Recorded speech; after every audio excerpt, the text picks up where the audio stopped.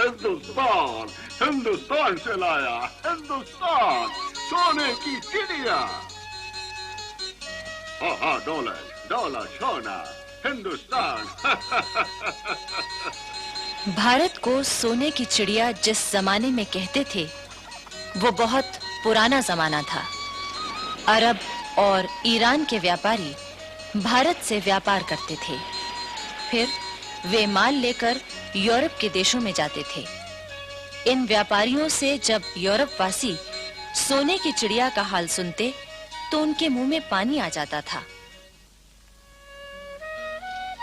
लेकिन उन्हें भारत पहुंचने का रास्ता नहीं मालूम था।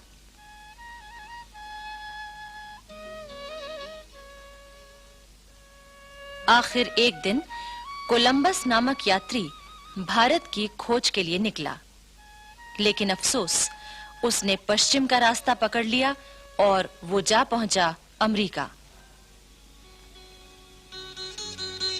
बस लगभग इन्हीं दिनों पुर्तगाल से भी एक यात्री सोने की चिड़िया खोजने चला था। 22 मई 1498 को उसका जहाज मालाबार तट पर कालीकट पहुंचा।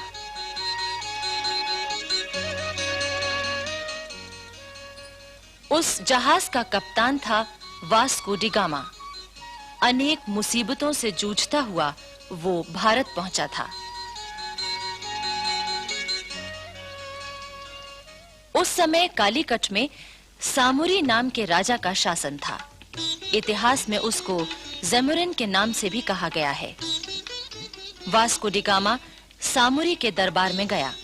उसने सामुरी को कीमती भेंट दी। सामुरी ने वास्को डी गामा का स्वागत किया।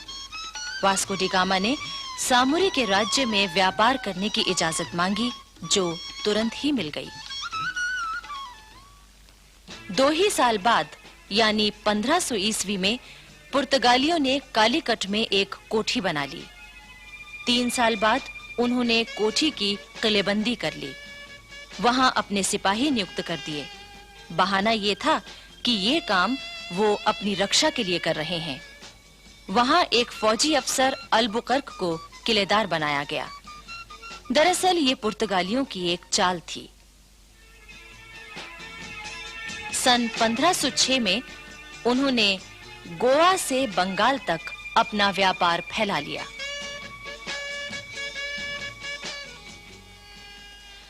सत्रहवीं शताब्दी के प्रारंभ में हेक्टर नामक एक जहाज अंग्रेज व्यापारियों को लेकर भारत की ओर बढ़ने लगा।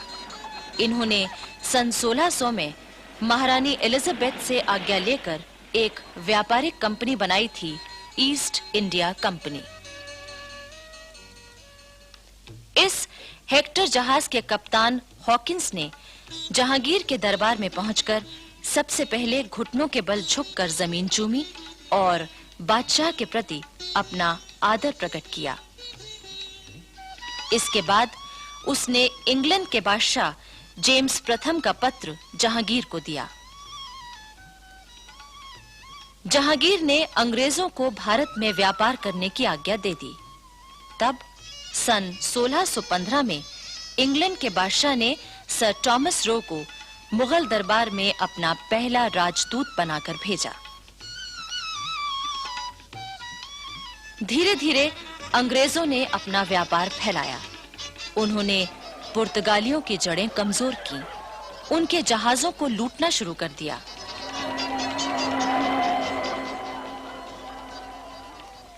औरंगजेब के समय में तो उन्होंने कोठियां भी कायम कर लीं और अपनी हिफाजत के लिए किलेबंदी भी कर ली। इसी बीच भारत में फ्रांसीसी भी आए। उन्होंने भी अपना व्यापार फैलाया और जड़ें जमानी शुरू कर दी। उस समय उनका मुखिया था दुमास। औरंगजेब की मृत्यु के बाद मराठों ने कर्नाटक पर हमला किया। फ्रांसीसी कंपनी के मुखिया ने अपने सिपाहियों के जरिए कर्नाटक के नवाब की मदद की। मराठे हार गए। कर्नाटक और दिल्ली के बादशाह दोनों ने खुश होकर दुमास को नवाब की उपाधि दे दी। 2000 सवारों का सेनापति भी बना दिया। सन 1741 में दुमास की जगह डुप्ले नामक फ्रांसीसी कंपनी का हाकिम बन गया। ये बहुत चतुर सेनापति था। दरअसल डुप्ले पहला यूरोपवासी था जिसके मन में भारत में यूरोपीय साम्राज्य कायम करने की बात आई। डुप्ले ने उस समय के भारत की दो कमजोरियों का फायदा उठाया। एक तो ये कि यहाँ के देशी राजा नवाब आपस में लड़ रहे थे। दूसरे ये कि उस समय राष्ट्रीयता की भावना लोग भूल गए थे। डुप्ले ने इसी फूट का फायदा उठाया।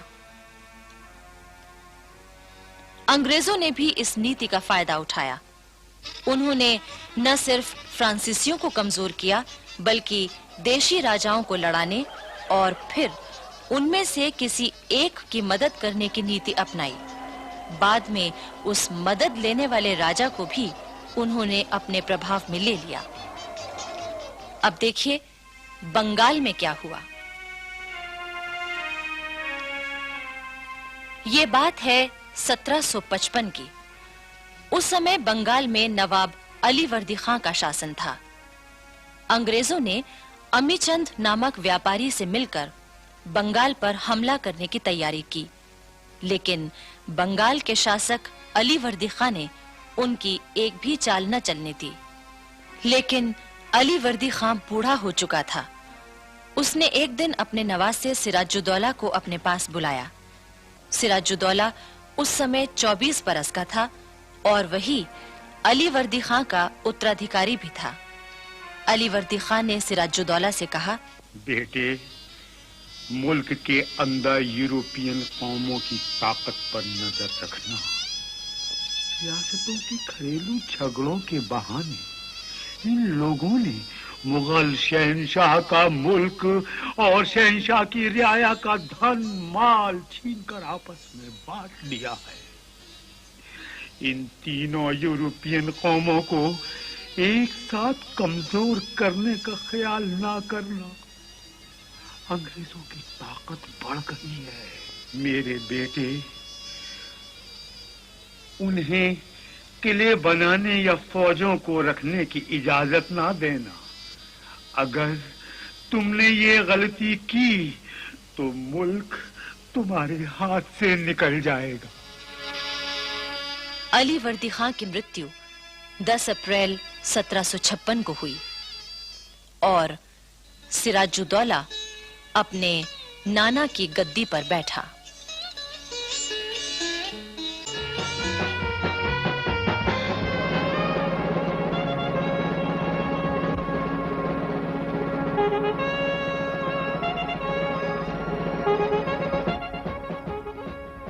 प्लासी की लड़ाई में अंग्रेजों की जीत से भारत में ब्रिटिश शासन की नींव पड़ गई। इस जीत में सेनापति मीर जाफर की बड़ी महत्वपूर्ण भूमिका थी, जिसने अपने मालिक सिराजुद्दौला के साथ विश्वासघात किया था। अंग्रेजों ने मीर जाफर को बंगाल का नवाब बना दिया और मुर्शिदाबाद में सिराजुद्दौला के तख्त पर वो बड़ी शान से बैठ गया। इसके बदले मीर जाफर ने कंपनी को 24 परगने की जागीरदारी सौंप दी। लेकिन मीर जाफर अपनी गद्दी पर एक दिन भी चैन से न बैठ सका। वो एक कमजोर, अयोग्य और नासमझ शासक सिद्ध हुआ। वो अंग्रेजों के हाथों की कठपुतली बनकर रह गया। क्लाइव की इच्छा के खिलाफ वो कोई काम नहीं कर सकता था।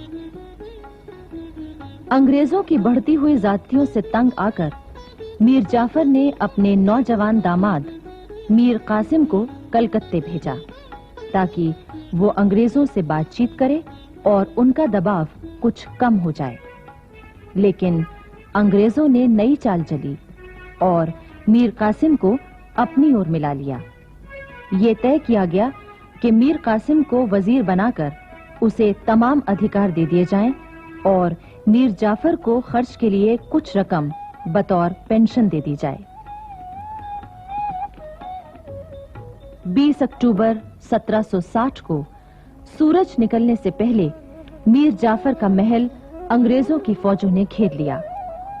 मीर जाफर को जब अंग्रेजों की नई चाल का पता चला तो वो किस तरह परेशान हुआ, इसका एक चित्र अंग्रेज इतिहासकार कर्नल मालेसन के शब्दों में।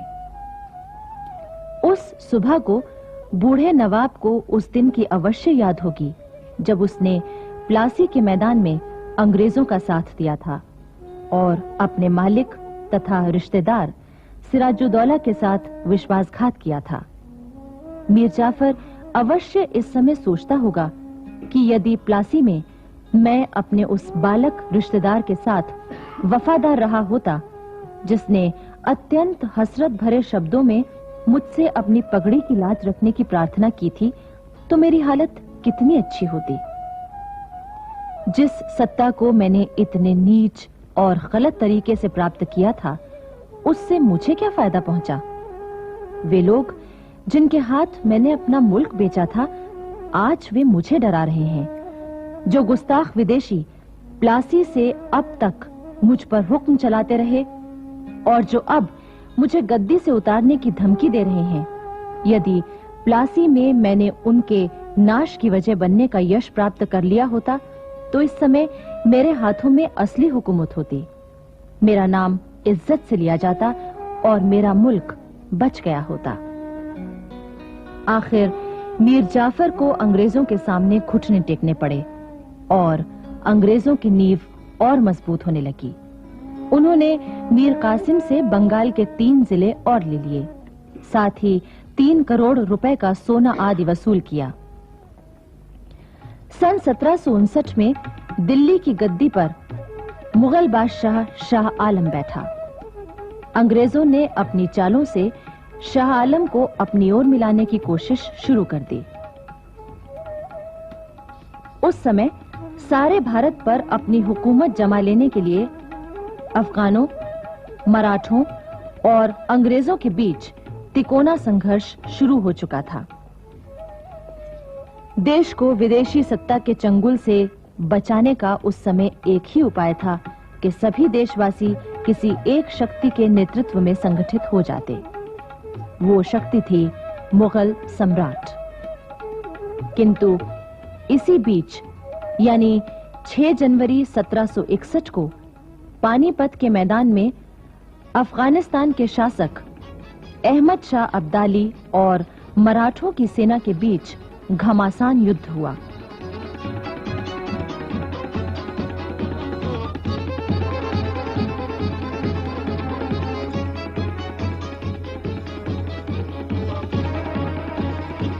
मराठे तो हार गए, पर अब्दाली को भी जीत के बावजूद काफी नुकसान उठाना पड़ा। वो अफगानिस्तान लौट गया और इधर मराठे कमजोर हो गए। बच रहे केवल अंग्रेज, जिन्होंने अपना प्रभाव बढ़ाना शुरू कर दिया। मुगल बादशाह शाह आलम को 26 लाख रुपया देने का वादा करके इस बात के लिए मजबूर किया गया कि वो बंगाल, बिहार और उड़ीसा की दीवानी ईस्ट इंडिया कंपनी को सौंप दें। मजबूर होकर शाह आलम ने अंग्रेजों को बंगाल, बिहार और उड़ीसा की दीवानी सौंप दी, जिसका मतलब ये था कि मालगुजारी वसूल करने और दीवानी के मामले निपटाने का अधिकार अंग्रेजों को मिल गया। सन 1765 से 1772 तक बंगाल में अंग्रेजों का ये शासन इतना भयानक था कि उसने बंगाल को चूसकर कंकाल बना दिया। सारे बंगाल में तबाही, गरीबी, भुखमरी और अकाल फैल गए। चारों ओर मौत नजर आने लगी। सन 1772 में वॉरेन हेस्टिंग्स कंपनी का गवर्नर बनकर कलकत्ता आया। इतिहासकार कहते हैं कि क्लाइव ने देश में अंग्रेजी राज की जो बुनियाद रखी थी, वॉरेन हेस्टिंग्स ने उसे और भी पक्का किया। उसके सामने एक ही बात थी, चाहे ईमानदारी से हो या बेईमानी से, जैसे भी हो, जल्दी से जल्दी भारत की अधिक से अधिक दौलत को इंग्लैंड भेज दिया जाए। अब आइए महाराष्ट्र की ओर चलें। ईस्ट इंडिया कंपनी की बढ़ती हुई ताकत और सत्ता के लिए मराठों की ताकत आंख का कांटा बनी हुई थी। इसलिए अंग्रेजों ने एक चाल खेली। उस समय पेशवा की गद्दी पर रघुनाथ राव बैठा हुआ था। क्योंकि गद्दी का असली मालिक उसका भतीजा नारायण राव अभी नाबालिग था, अंग्रेजों ने रघुनाथ राव को युद्ध का झूठा भय दिखाकर अपनी ओर मिला लिया। इस तरह मराठा दरबार में उनका आना जाना शुरू हो गया। किंतु पेशवा के दरबार में उन दिनों एक बहुत दूरदर्शी और चतुर व्यक्ति मौजूद था, जो अंग्रेजों की सारी चालों को समझ रहा था। वो व्यक्ति था नाना फडणवीस। वो समझ रहा था कि राघोबा मराठा साम्राज्य की नींव कमजोर कर रहा है, पर राघोबा ने उसकी बात नहीं मानी। 30 अगस्त 1773 को राघोबा ने पेशवा नारायण राव की हत्या करवा दी। इस साजिश में अंग्रेजों का पूरा हाथ था। राघोबा अंग्रेजों की हाथ की कठपुतली बन चुका था। नाना फडणवीस ने मराठा राज्य को अंग्रेजों के चंगुल से बचाने की भरसक कोशिश की। इतिहासकार कहते हैं कि नाना फडणवीस ने कर्नाटक के वीर हैदर अली से मिलकर जिस तरह अंग्रेजों की चालों को नाकाम करने की कोशिश की थी, उसमें अगर उसे सफलता मिल जाती तो उस समय देश से विदेशी सत्ता का अंत हो गया होता। किंतु अपने ही लोगों ने उसे धोखा दिया। कर्नाटक के 2 वीरों की कहानी भारतीय स्वतंत्रता संग्राम के इतिहास में बड़े सम्मान से लिखी गई है। ये वीर थे हैदर अली और उसका बेटा टीपू सुल्तान। हैदर अली एक मामूली फकीर का बेटा था। हैदर अली ने बचपन से ही घुड़सवारी, निशानाबाजी, हथियार चलाना और लड़ाई के तौर तरीके सीख लिए थे। बड़ा होकर हैदर अली मैसूर की फौज में भर्ती हो गया।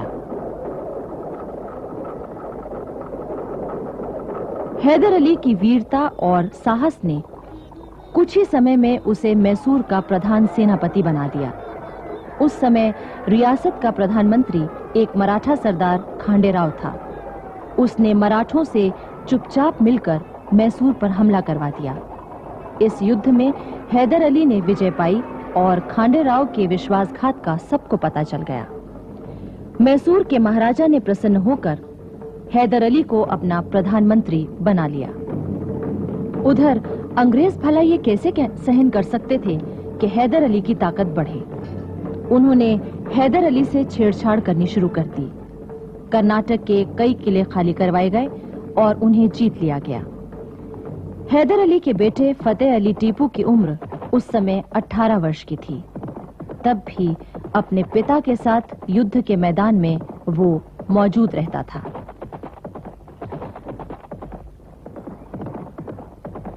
कर्नाटक को अंग्रेजों से खाली कराने और उस पर अधिकार करने के बाद हैदर अली ने टीपू को 5000 सैनिकों के साथ मद्रास की ओर भेजा, जहां अंग्रेजों का जमाव था।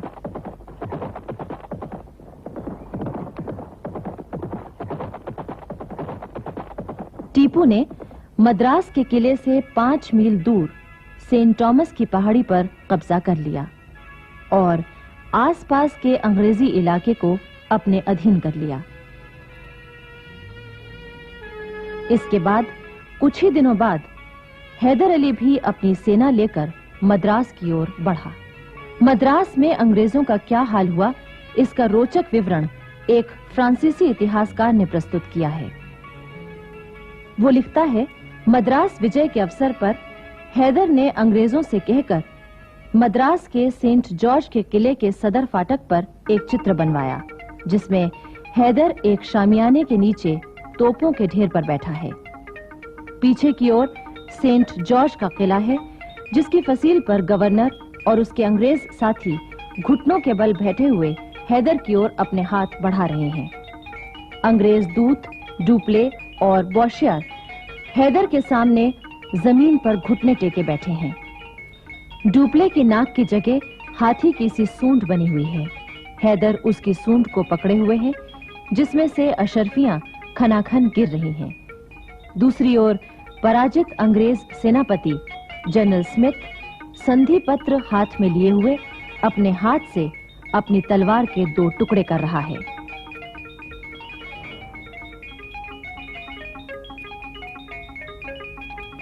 अंग्रेजों की इस हार का असर यह हुआ कि इंग्लैंड में ईस्ट इंडिया कंपनी के हिस्सों की दर गिरकर 40% रह गई। हैदर और टीपू की विजय की खबरें पहुंचते ही इंग्लैंड में कंपनी की साख गिरने लगी। इसके बाद हैदर अली ने नाना फडणवीस के साथ मिलकर जिस तरह अंग्रेजों को मात दी थी, उससे अंग्रेज घबरा उठे थे। लेकिन 6 दिसंबर 1782 की रात को हैदर अली की अचानक मृत्यु हो गई, जिससे नाना फडणवीस की सारी आशाएं चूर-चूर हो गईं। जबकि अंग्रेजों के लिए हैदर अली की मृत्यु वरदान साबित हुई।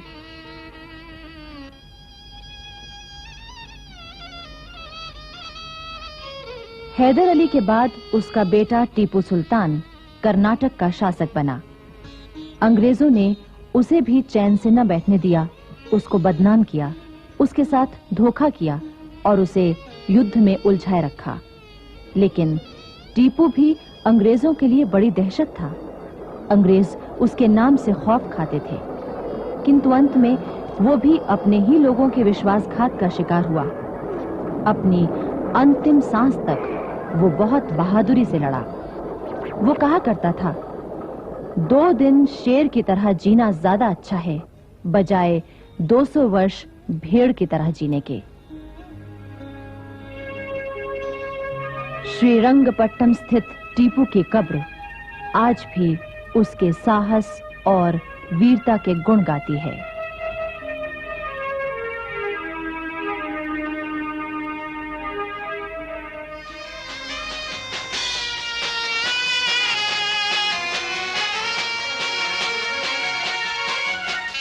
दिल्ली के बादशाह शाह आलम के समय तक अंग्रेज अपने को बादशाह की प्रजा कहा करते थे। गवर्नर जनरल की मोहर पर भी दिल्ली सम्राट का विशेष सेवक शब्द लिखे रहते थे। जब भी कोई अंग्रेज अफसर, चाहे वो गवर्नर जनरल ही क्यों न हो, शाह आलम के दरबार में जाता था तो अदब के साथ खड़ा होता था और उन्हें भेंट देता था। सन 1785 में महाराजा माधोराव सिंधिया ने दिल्ली पर अपना प्रभाव जमा लिया था। मुगल सम्राट के सारे अधिकार माधोराव सिंधिया के पास आ गए थे और इसके बदले शाह आलम को केवल 6 लाख रुपया सालाना दिए जाने लगे। शाह आलम सिंधिया परिवार के व्यवहार से कितना खुश था, इसका परिचय सम्राट की एक कविता से मिलता है, जिसका अर्थ है, माधोजी सिंधिया जो मेरे जिगर का टुकड़ा और मेरा बेटा है, मेरे दुखों को दूर करने में लगा हुआ है। कंपनी के जनरल मार्क्विस वेलेस्ली ने फूट डालकर अपना काम निकालने की नीति में अब तक काफी सफलता पाई थी। यहाँ भी उसने यही किया। मुगल बादशाह शाह आलम को उसने मराठों के खिलाफ भड़काया और इस तरह दिल्ली मराठों से खाली हो गई। दिल्ली पर कंपनी की सेना का अधिकार हो गया। बादशाह शाह आलम के खर्च के लिए 12 लाख रुपए सालाना दिए जाने लगे। उधर अवध में अंग्रेजों ने नवाब वजीर अली को कैद करके बनारस भेज दिया और उसकी जगह सादत अली को नवाब बना दिया। सादत अली और अंग्रेजों के बीच चिरस्थायी दोस्ती की संधि लिखी गई, लेकिन जल्दी ही अंग्रेजों का दबाव बढ़ने लगा। सादत अली के सभी अधिकार और आमदनी के जरिए छीने जाने लगे। नवाब सादत अली ने कंपनी के रेजिडेंट मिस्टर स्टॉक के जरिए जनरल वेलेस्ली को एक पत्र भेजा, जिसमें कहा गया था कि कंपनी सरकार अपनी ही शर्तों को तोड़ रही है। लेकिन वेलेस्ली ने कहा, नवाब का ये खत इतने गुस्ताखी भरे शब्दों में लिखा हुआ है कि मैं इसे लेने से इनकार करता हूँ। ये खत नवाब को वापस कर दिया जाए और अगर नवाब ने फिर भी इसी तरह अंग्रेज सरकार की इंसाफ पसंदी और ईमानदारी पर शक जाहिर किया तो उसे सजा दी जाएगी। अंग्रेज चाहते थे कि किसी तरह मराठों को कमजोर कर दिया जाए। महाराजा दौलत राव सिंधिया और जसवंत राव होलकर दो ऐसे वीर थे जो उनकी आंख का कांटा बने हुए थे।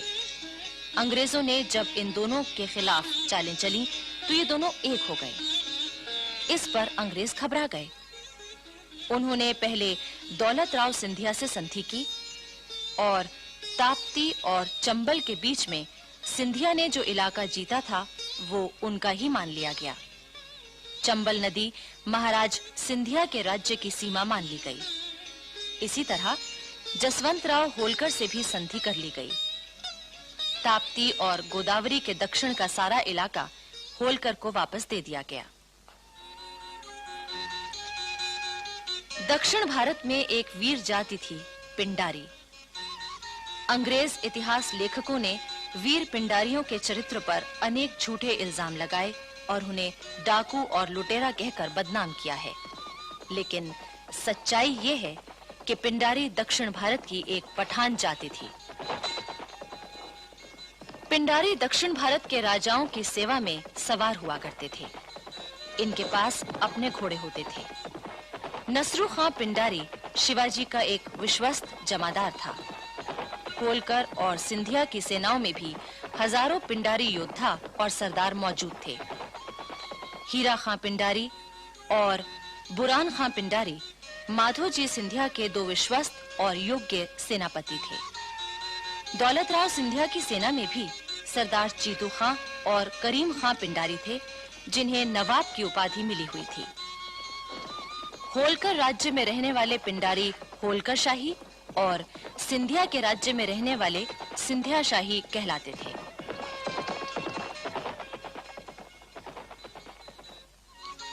लॉर्ड हेस्टिंग्स ने मराठों की ताकत को कम करने के लिए पिंडारियों को नष्ट करने का निर्णय लिया। अंग्रेजों ने उन्हें लुटेरा और डाकू कहा, उनमें फूट फैला दी और इस तरह आपसी झगड़ों में उलझाकर उन्हें खत्म कर दिया गया।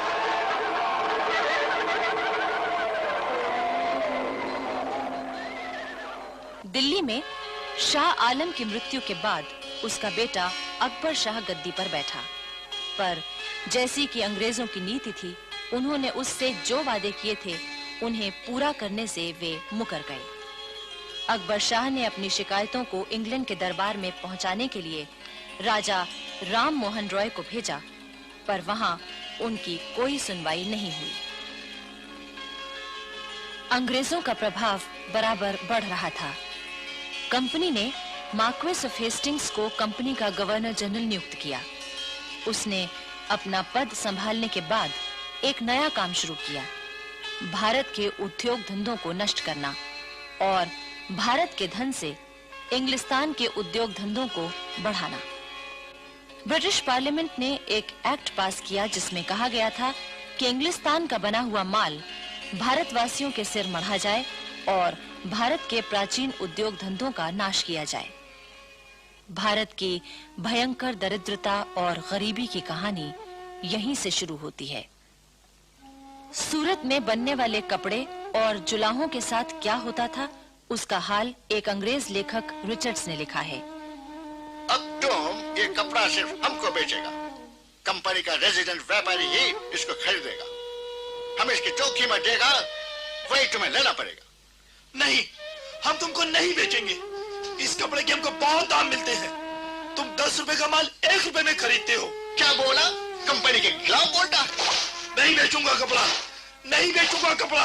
मैं अपना धंधा छोड़ दूंगा, लेकिन कंपनी को कपड़ा नहीं दूंगा।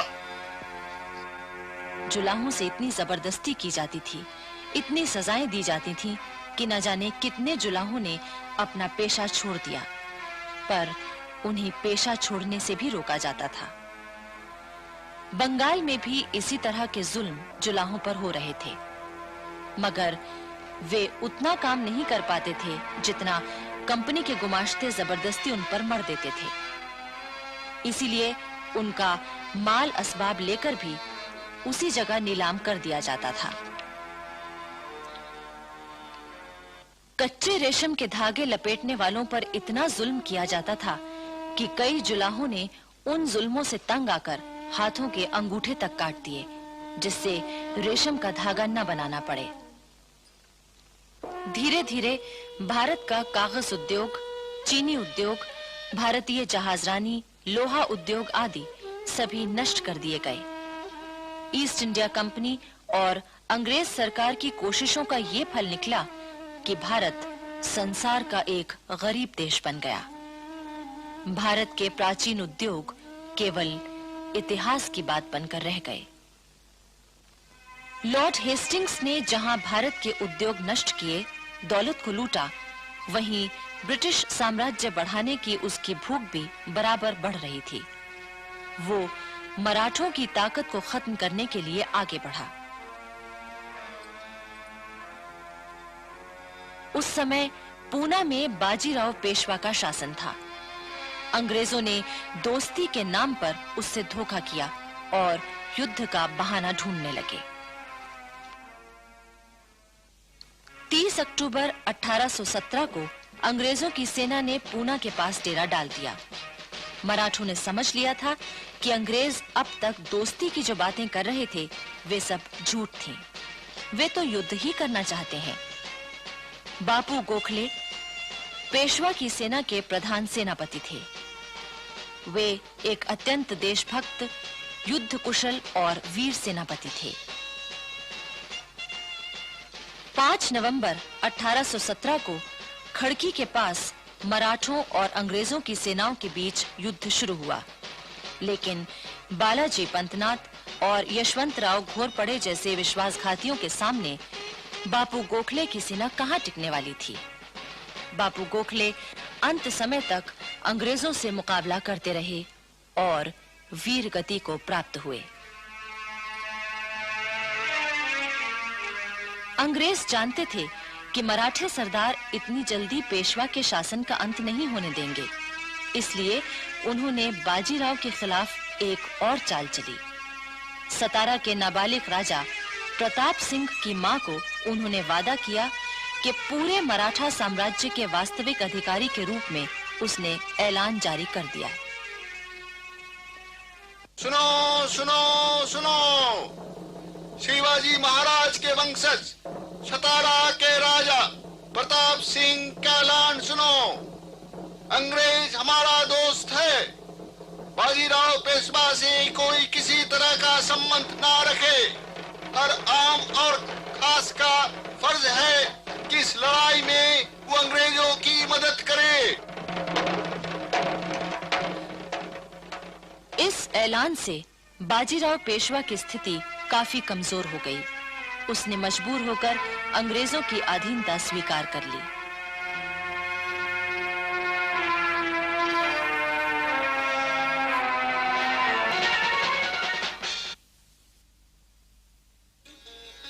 दिल्ली में सम्राट अकबर शाह ने बहुत कोशिश की कि उसको खर्च की रकम ज्यादा दी जाए, लेकिन अंग्रेज उसे इसके बदले नीचा दिखाने की कोशिश करते रहे। वे अकबर शाह का अपमान करने लगे।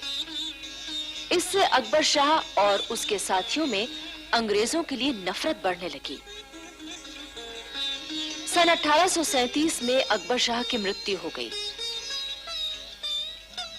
उसका बेटा बहादुर शाह अपने पिता के सिंहासन पर बैठा। सम्राट बहादुर शाह ने भी अपने खर्च की रकम को बढ़ाना चाहा, लेकिन उसे जवाब मिला, अगर आप अपने बचे खुचे अधिकार कंपनी को सौंप दें तो आपके खर्च की रकम बढ़ा दी जाएगी। लेकिन बहादुर शाह ने इसे नहीं माना।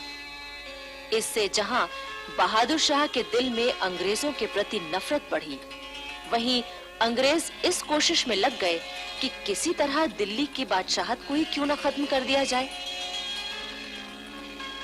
बहादुर शाह ने यह भी चाहा कि बेगम जीनत महल के पुत्र जवां बख्त को युवराज नियुक्त कर दिया जाए। बेगम जीनत महल एक योग्य बेगम थी। उनमें संगठन शक्ति